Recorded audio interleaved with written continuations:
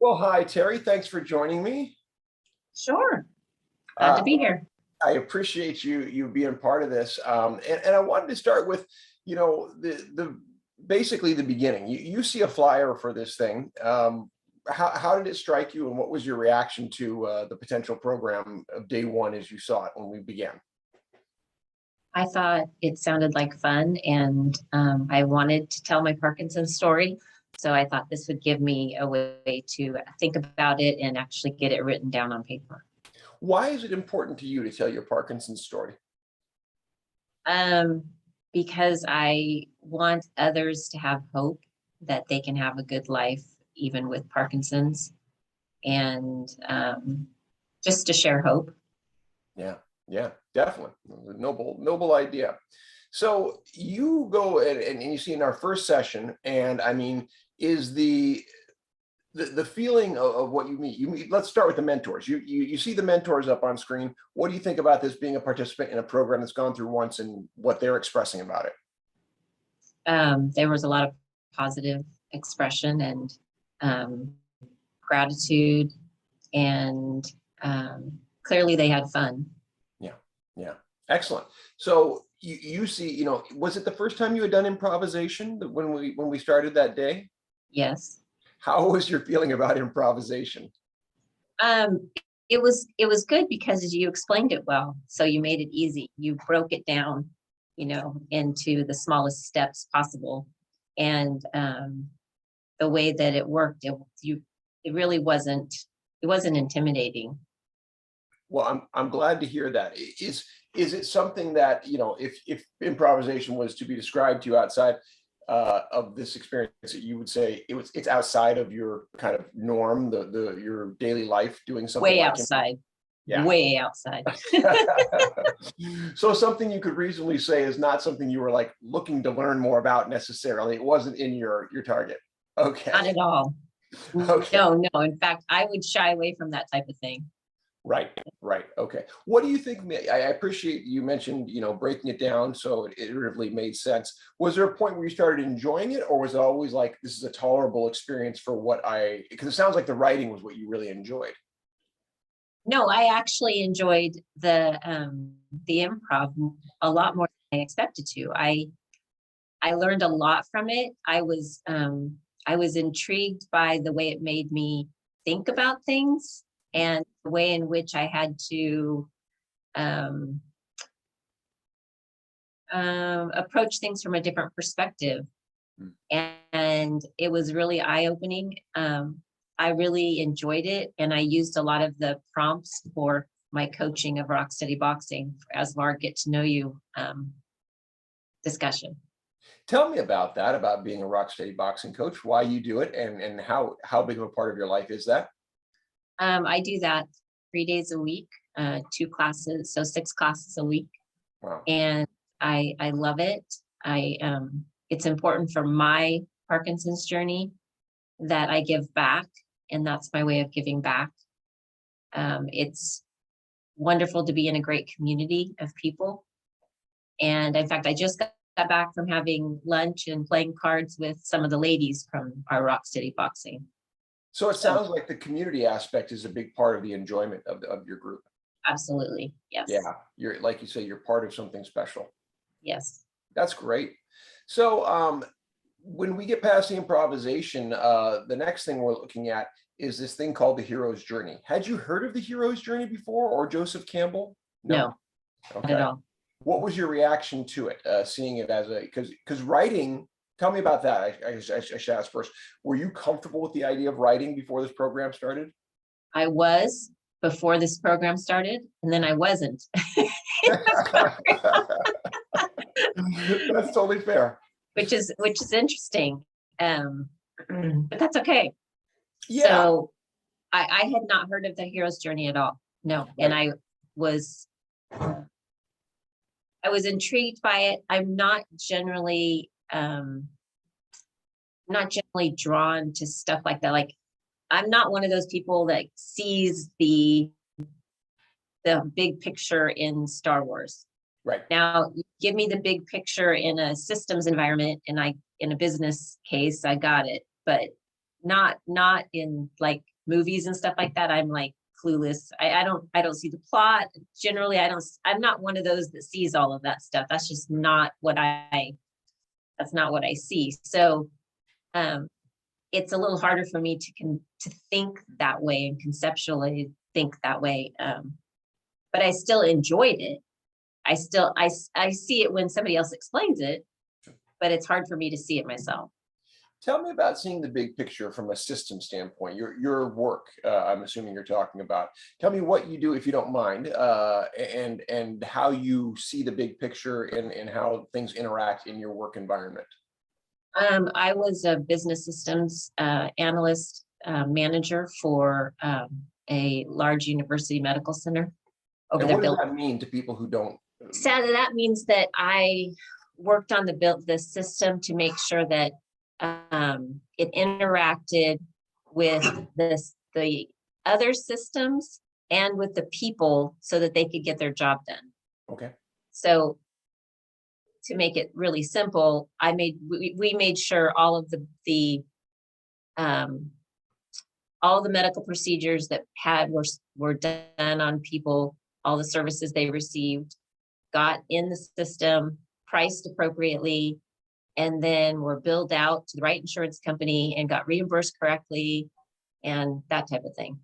So and there's a lot that goes into that because there's a lot of process. So my role was to work with the people that worked on the system to do their job, whether they were follow-up reps and they had to call, or whether they were customer service reps, to make sure that when they needed information from the system, they knew where to go get it, and it worked for their workflow. So it was making sure their workflow could help them be successful at their job. So you're kind of a guide for all these individual parts that they get plugged in correctly into the system. Yes. Is that right? So you do have to know the whole thing in order to help that many people from different places. Yes, okay. and the data analysis as well. I was a lot on the data analysis side, so I understood all the pieces of data and where it needed to go in the system appropriately so that it could talk to each other. Yeah. And that's a whole other thing, getting data. You're not even humans, but data to talk to each other appropriately. Yes, it is. Interesting. Okay, thank you for sharing that. So yeah, that is, I can see where that's a different perspective. Now, you said that you love Star Wars, even without having, like you say, maybe the grand vision of it, but you were a fan of it before we even began to study?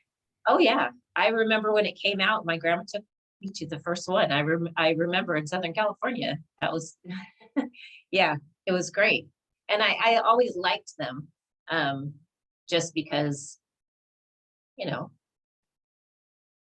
I mean, just the whole adventure aspect of it and being in space and, fighting for something that's bigger than yourself and believing that you can do something that you don't think you can do. And, So when I asked you to start, looking at that equitably toward your own life, seeing yourself as a hero, for instance, how did that strike you at first? And then maybe how did that journey progress? That didn't strike me new, because that's something that I've always already practiced, especially with Parkinson's, is that I have to be my own hero. I have to be other people's hero, in just setting an example. And that's just how I've kind of lived my life, is that I have to, as taking responsibility for myself. Like, I have to be my own best friend before I can be anybody else's friend. So it wasn't a new concept for me. Yeah. Like, yes. So it's inspiring. You're like, okay, I can lean into this. That's cool. Yes. You mentioned, of course, being a fan. Then did it help structure-wise to see Luke's journey against the 12 steps? Okay. So it did. I had never seen it from that perspective, but it made sense. Yes. Right. So then, like you mentioned, you were looking forward to the writing going in, and then the writing became difficult. What got difficult about the writing for you? What got difficult about the writing is that conceptually how to think about, like, when you guys would talk about it and you give the homework, I'd be like, yeah, I get it. And then I would go away and I would try to write it. Yeah. And I just couldn't take the concept and how I was thinking and feeling about the topic and I just couldn't bring them together. I was having such a hard time making that connection. It was just like blank. It was just not there. Yeah. And so I just was like, sometimes I would have it and sometimes I wouldn't. And I'm like, I'm just going to keep showing up because I don't have it, but here I am. Well, and that's a very reasonable approach, right? Because Yes. sometimes, getting your thoughts onto the paper, it happens to everybody. You get blocked, and especially if, like you said, this is kind of out of the realm of how you think about writing. What kind of writing are you comfortable with? Is it more of the systems writing, or is there another creative form that you're really comfortable with regularly? Well, it's interesting because yes, the systems writing definitely, and I'm really good at it, which most people aren't because they don't quite think like steps logically. But what's interesting is I'm doing another class right now, and the writing has been really easy for me. Now it's more on the spiritual sense, which is not much different than what you had us do, but you were coming at it from a cerebral point of view. I don't know how else to say it, versus a spiritual point of view. And so I had a hard time connecting those two from that direction. I can connect the other way, but I have a harder time going. Does that make sense? I don't know if that makes any sense. Yeah. I think there's a flexibility that, depending on your relationship with your spirituality, and it sounds like you're pretty comfortable with that, you can say, okay, I get the range here. If you don't have the range of what this hero's journey is, it's like, I can't penetrate my story into this frame, right? Yes. Yes. Even if it makes logical sense, it's still not landing. Did it help at all to see other people's writing, or did that frustrate or make it difficult for you? Sometimes it helped. Other times, it didn't make it difficult for me. I was happy for them, and I was encouraged reading theirs. So it didn't discourage me. I thought, wow, they got it, because I could see it in their writing. Yeah. And so it was encouraging to see that they got it.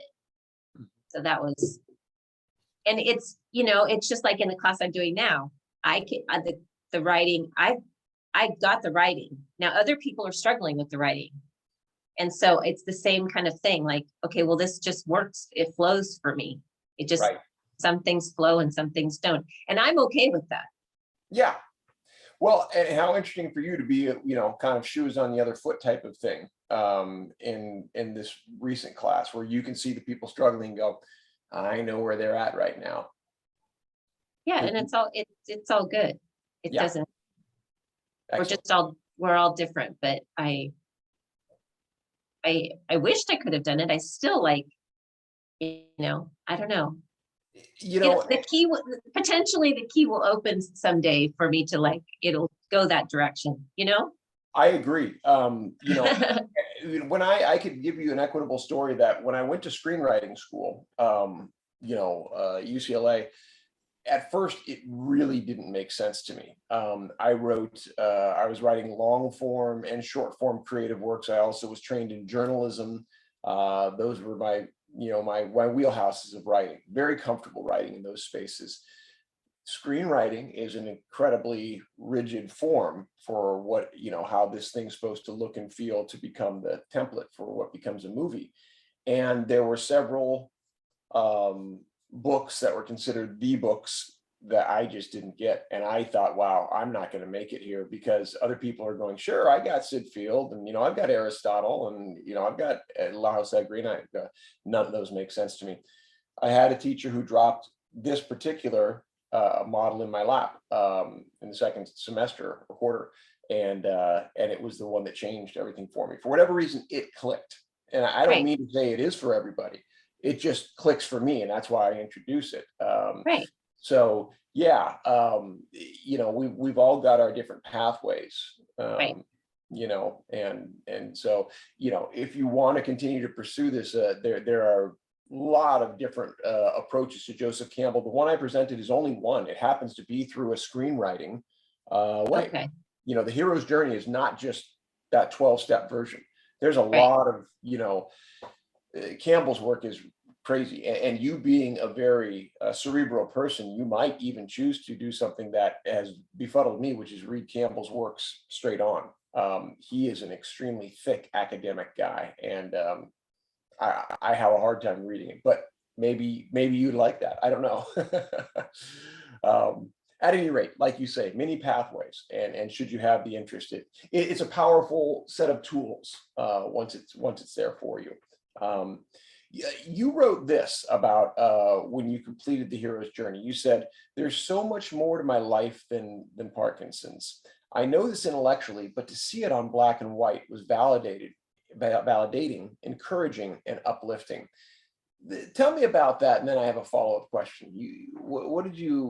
How did that make you feel to put that down? Um, Good, because it wasn't just about me doing my writing, but like I said, I got so much from also seeing other people's writing and participating with them and seeing their other parts of life. So it wasn't just,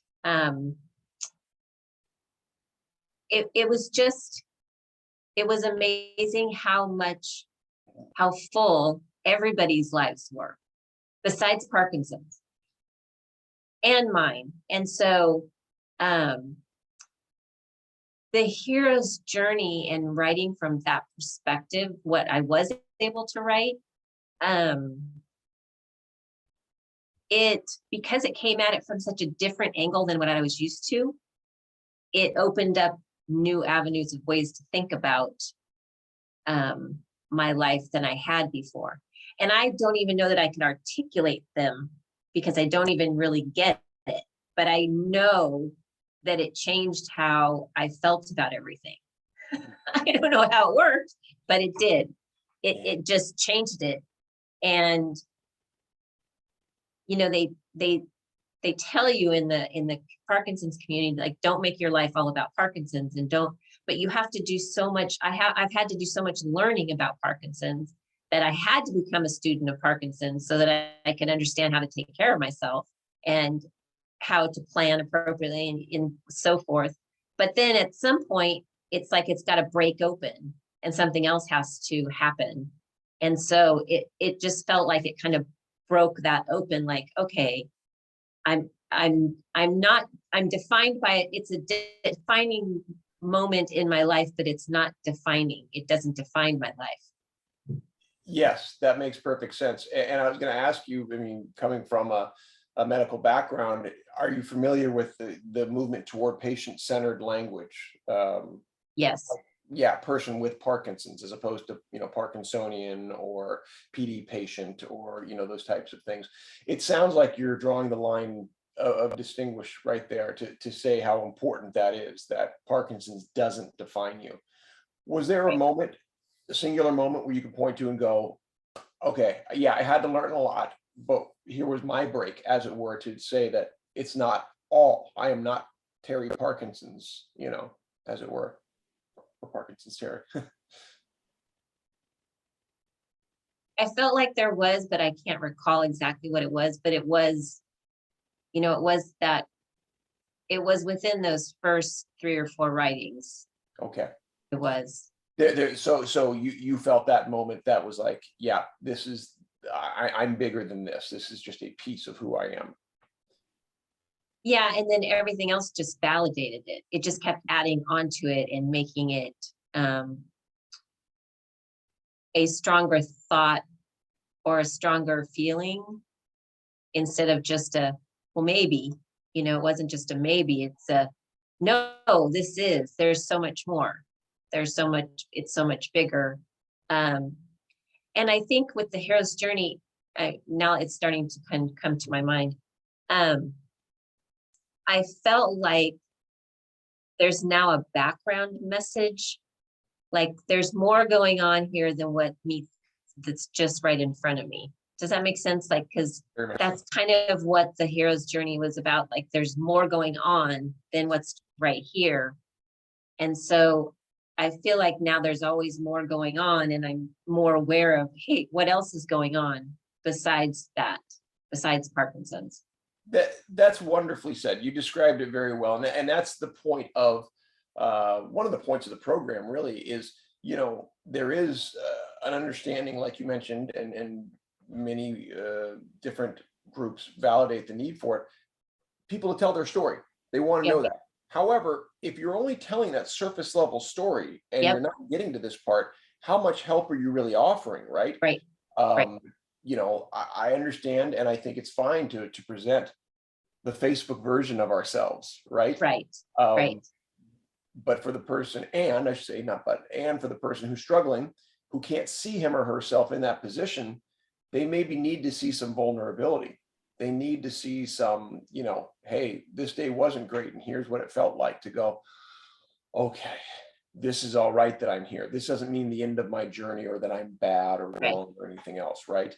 I couldn't believe how many people had Parkinson's for a while and never told a story. I was shocked by that. And it's so important. It's so important that people have a way to tell their story that they're not stuck in. Yes, you nailed it, because if you only have this much of a story, then you only have this much play, right? As opposed to saying your story's here and it's evolving. And guess what? You have the ability to make change on that story going forward, right? Yeah. Yeah. I'm guessing that plays into some of your rock steady work, because I've been to enough rock steady classes to see and enjoy, the positive narrative work that happens through affirmation and work you do. Talk about a little bit of that, of how maybe what you see in your rock steady community and how maybe you help people open themselves up to an empowered story filled life. Well, I have a new person that just started 3 weeks ago. Mhm. He hasn't been able to get on the ground and get up by himself in a couple years. And he just did it. Yes, he just did it on Monday. I mean, he was just he was in disbelief that it only took 2 weeks of boxing for him to be strong enough to get on the floor, do the exercise, and be able to get up. And it was just, it was a great day. And it was a great thing because in his mind, he didn't think he'd ever be able to do that again. Exactly. I've seen that moment. And that's the thing with Parkinson's, is that so many times it feels like in our body that on a given day, we can't do something. And then we start ascribing to that and thinking, I can't do that ever again, instead of, no, that's just for this moment, for this day. Next week, I might be running a marathon. And that's the thing, is that it's so, people need to understand that about Parkinson's. Right. That the ordeal or the dark time is not the definition of a whole. No, it is not. Right. Not at all. Well said. I can think of you made me think of my dad, and he reported as much in the first Boys of Summer film in 2004, 3 years into his diagnosis, relatively healthy, saying at the time, I can't dance anymore. And because he couldn't dance like he was used to, he said, I can't dance. Flash forward 15 years later, he's at my cousin's wedding, and now very much attached to his walker. He gets out on the dance floor, is dancing with his walker, and then drops to the floor and starts doing the gator on his back and gets himself up and keeps going. So yes, he can still dance. Exactly. There's just That's beautiful. Yeah. I wanted to go back to talk about that moment of getting down on the ground and getting up. I love the metaphor within that. I've seen my dad do that exact exercise. And I think, for people, who take it for granted, the idea of what it is to get off the floor. Yeah. And again, when Parkinson's, for instance, in the way you're used to, quote unquote, takes that away from you, it can feel like, oh, well, I guess that's over. Right. Your exercise pushes through that belief system. It does. And that's part of what Rocksteady Boxing does. It pushes all of their beliefs about their limitations physically away. because we push them past the point of what they think they can do, or even potentially look capable to do. I mean, the gentleman I just spoke of, what comes in a walker and leaves with a walker. And so people on the outside would look and think, oh, you're right, he could never do that. And he Right. just proved the opposite in your class. Yes, and he's doing stairs, up and down the stairs. I mean, so it's just, it's amazing.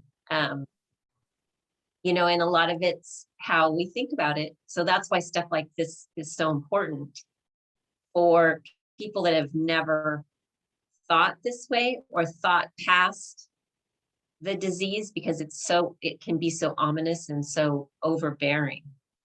And the amount of apathy and depression that comes along with it is also, and fatigue is also very debilitating and can take over, where to have something like the hero's journey for people to conceptualize their life that way, that doesn't become so scary. It just becomes a part of the story, as you said. You know, Right. And everybody needs that type of hope. They need to be able to have that hope for themselves.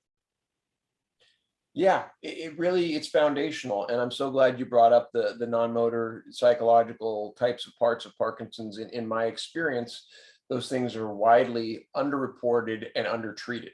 And Yes. people are told to go to either cognitive behavioral, which can be wonderful for some people, or to go to support groups, which again can be wonderful for some people. However, go ahead. It doesn't break it through with Parkinson's. It's not, one has to do something. I don't know how, it's almost like more of your senses have to be engaged. So like some of the improv that you did with like looking at the 5 senses, right? And those are the things that are so important, because with Parkinson's, everything's, comes small. Everything gets small, and we stop doing certain things, and so we forget about them. So it's important to be reminded, well, what is happening when you make your arm do that? What is happening when you're thinking about this subject? Or do you even think about that subject anymore? Because if you don't purpose to think about that subject in the Parkinson's brain, you're not going to think about that subject. Mm-hmm. So it's almost like we have to work our brain just like we would work our muscles in Rocksteady. We have to work our brain. Yeah. And this allowed that type of therapy. And it was not talking about the disease. It was talking about life. I'm so glad you saw that and felt that reflected to you.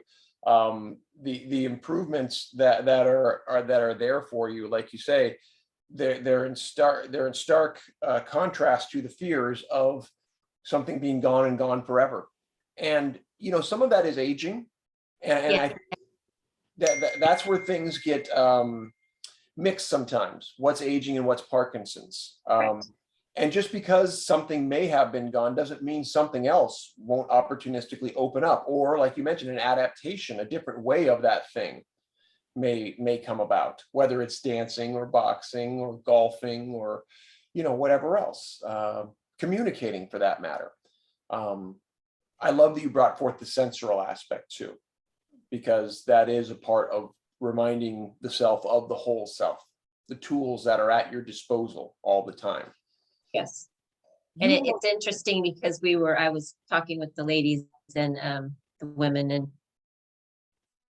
it seems like, and obviously I'm generalizing, but if a Parkinson's patient, if a person with Parkinson's has a caregiver that is very hands-on, the person with Parkinson's tends to decline faster, what I have seen, because they don't have to do for themselves as much. That's interesting. Pardon me, I'm just making sure this phone call doesn't interrupt us. There was That's somebody okay. ringing in. That's very interesting. And there's actually at least a lot of anecdotal information that points exactly to that. Um, of having the person do for him or herself, to not be pitied, to not be, like you said, put into a bubble. And just because you can't do it one day doesn't mean you're never going to do it again. Every Right. day you need to try to do that thing again for Right. yourself. There's an art to being a care partner, one that Ah, supports rather than dictates, right? yeah, I can't. Yeah. Yeah. Yeah. What's that I don't, experience been like for you in terms of your care partners? um, well, my care partners are not care partners. You take care of them? I take care of them. And so I don't get taken care of. Uh-huh. And so the days when I feel like I can't do something, I I either figure out how to do it, Mm, or I don't do it, or I ask for help. mm. Um, but most of the time I do it, and in my mind I'm like, why does this have to be so hard? Shit, why does it have to be so hard? And I'm grumbling, Uh, and then the next day I won't even know that I had a problem. And I can do whatever it was I was struggling doing the day before. But it's hard to, especially with Parkinson's, especially if there's any apathy and depression and fatigue, it's hard to push through that. Oh, that's going to be hard. yeah. And so if you have a care partner there that's just going to let me do it for you, it's I think it's not good. Right. It's limiting, like you say. It sounds like we're just about out of time, but I want to hit this. Yes. It sounds like resilience is important to you. That's a component of your life that you've picked up. Do you know when and where you got resiliency, or has it just been, as far as you know, a natural part of who you are? I think it must be a natural part of who I am, because that as far back as I can remember, I've just always, I don't know, figured out a way. Yeah. That there has to be a way. You get knocked down and you get up again. Right, because I don't see failure as failure. I see failure as, okay, do it different next time. Right. So I don't see it as, the only failure in my mind is not doing it, not getting up. That's, to I me, think that's that mindset, failure. yeah, that mindset is key to not see failure as terminal, to see failure as opportunity. Right. Right. And it is yeah, I guess that is resiliency. It's an important aspect of being able to live well with any type of chronic disease, Or aging for that matter, or without, aging for that matter. right? Yeah, All right, let me leave you with, but it's right. also a privileged age, right? Oh, Because not yes. everybody gets to age. I was just going to say, being grateful for the fact that you have Yes, that opportunity to be resilient. Yes. So humility absolutely. with resilience. Yes. That's nicely stated. Good. Let me leave you with this. You Okay. wrote this in your last piece. The prompt was, I can see how the hero's journey applies to my journey with Parkinson's disease because, and you wrote, living well with Parkinson's requires me to be a hero and journey through life, continuing to face and overcome new challenges. And as the disease progresses, it requires me to be a hero and journey. These things, like you said, hero, not a difficult concept for you to grasp. The Parkinson's experience as a journey, not difficult for you to grasp either. Yeah. Yeah. And why not? Probably because of my faith. Mm, Because even when I sat in the doctor's office and was diagnosed, I remember the first thought was, I don't care what the diagnosis is. I know God has a good plan for my life. And so that was my immediate response, was, where's my good plan? I know you have a good plan for me. So now I have to start finding it even with the diagnosis. and that requires listening and thought, activity, all of those things. Yes. Wow. Excellent. And Anything that believing what's it'll that? come and believing Believe. that, when I'm looking for something, then believe the answer is going to come, believe a solution is going to come, believe something good's going, I mean, literally, really believe it. So I'm actively looking for it. It's not a passive, thought process. It's an active, interactive process. Right. You're allowing for the possibility, and as you said, doing your part to actively scan and be ready to accept the gift, as it were. Yeah. And there've been many. That's wonderful. Anything I didn't cover that you wanted to add? Oh, I can't say enough good things. I feel like, in addition to people leaving the doctor's office when they're diagnosed with a Rock Steady boxing pamphlet, they need here, you need to take this hero's journey pamphlet. I'd love to see it happen from your lips to God's ears. Because it's handling two aspects of what the disease. It's, dealing with emotions, it's dealing with the thought process, and at the same time dealing with the physical aspect. So important. They have to happen at the same time. They need to happen for everybody that has Parkinson's. Outstanding. Terri, thank you so much for your time. You're welcome. All right. See you again soon. Continue on. Thank you. Love you. Bye-bye.